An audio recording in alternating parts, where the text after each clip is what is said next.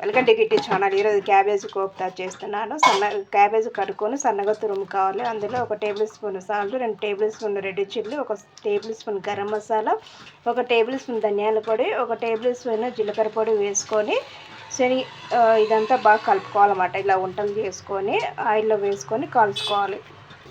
ఇలా నూనెలో వేసుకొని సిమ్లో కాల్చుకోవాలి. ఎర్రగా ఇవ్వండి, ఎర్ర కాల్చుకొని తీసుకొని పెట్టుకోవాలి.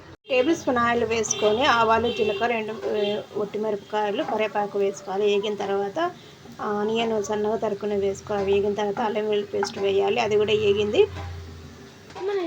2 table spoon garam masala, 2 table spoon ధనియాల పొడి, 2 టేబుల్ స్పూన్ కారం పొడి, కొంచెం పసుపు వేసుకొని కలబెట్టుకోవాలి. మెత్తగా గ్రైండ్ చేసుకుని టమోటా ఇందులో వేసుకోవాలి. పేస్ట్ టమాటా ప్యూర్ వేసినాను. ఒక 2-3-5 నిమిషాలు ఉడకనియాలి. స్మెల్ పోయేంత వరకు ఉడకబెట్టుకోవాలన్నమాట.